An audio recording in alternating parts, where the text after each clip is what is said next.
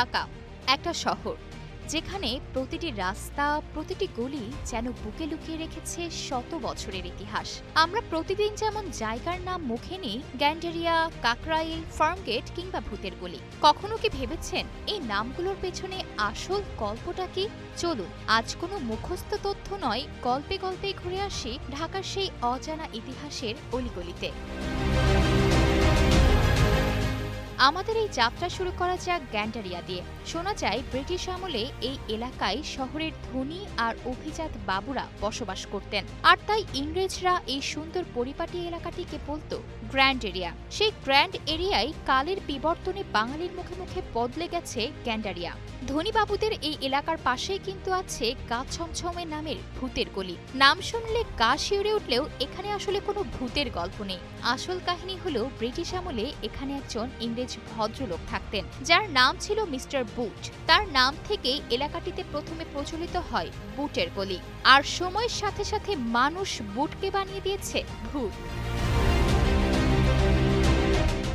ধর্ম আর পারিবারিক ভালোবাসার গল্প মিশে আছে ঢাকার নামের সাথে। যেমন বিখ্যাত মহাকালী মন্দিরের নাম থেকেই আজকের মহাখালী এলাকার উৎপত্তি। আবার ফার্মগেটের ইন্দিরা রোডের নাম কিন্তু কোনো রাজনৈতিক নেত্রীর নামে নয়। দ্বিজদাস বাবু নামের এক ধনী ব্যক্তি তার বড় মেয়ে ইন্দিরার যাতায়াতের সুবিধার জন্য একটি রাস্তা তৈরি করেছিলেন, যা আজ ইন্দিরা রোড নামে পরিচিত।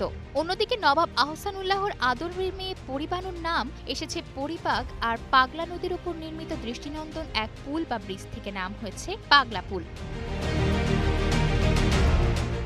এবার আসা যাক হাতিদের গল্পে। ব্রিটিশ আমলে ধানমন্ডির পাশে যেখানে বন্য হাতিদের এনে পোষ মানানো হতো, ফার্সি ভাষায় সেই জায়গাকেই বলা হতো পিলখানা। এই পিলখানা থেকে হাতিদের গোসল ও ঘোরানোর জন্য নিয়ে যাওয়া হতো হাতির ঝিল ও রমনায়। হাতিদের যাতায়াতের সেই ঐতিহাসিক পথটি আজকের বিখ্যাত এলিফ্যান্ট রোড।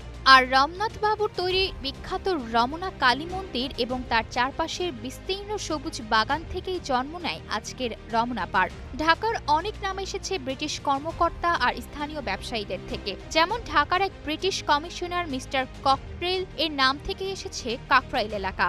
আবার গোপীবাগ নাম এসেছে এক ধনী ব্যবসায়ী ও তার চমৎকার ফুলের বাগান থেকে নাম করা হয় গোপীবাগ। তার ঠিক পাশেই একসময় হুক্কার টিকা বা কয়লা তৈরির বড় কারখানা ছিল, যা থেকে আজকের টিকাতুলি। আমাদের ঢাকার অনেক নামের সাথেই জড়িয়ে আছে পেশা আর ব্রিটিশ সেনাবাহিনীর ইতিহাসও। ইস্ট ইন্ডিয়া কোম্পানির গোলন্দাজ বাহিনী যেখানে তাদের কামান বা তোপ রাখত, সেই জায়গার নাম হয় তোপখানা। আর ব্রিটিশ সেনাবাহিনীর প্লাটুন বা প্লাটুন শব্দ থেকে এসেছে পল্টন, যা পরে ভাগ হয়ে পুরানা ও নয়া পল্টন। এই পল্টনই এক সময় একটা বিশাল পুকুর ছিল, যা ভরাট করে 1968 সালে নির্মিত হয় আমাদের জাতীয় মসজিদ বায়তুল মোকাররম। সবশেষে বলা যাক আমাদের প্রতিদিনের চেনা কিছু জায়গার কথা।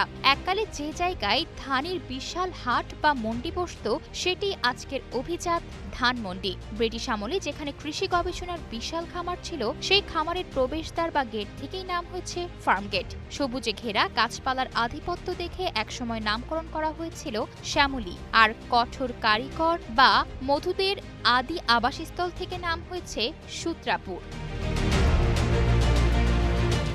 দেখলেন তো, ঢাকার প্রতিটি নামই শুধু একটা শব্দ নয়, এগুলো এক একটি জীবন্ত ইতিহাস। আয়েশা অর্থী, নিউজ ডেস্ক, গ্লোবাল টেলিভিশন।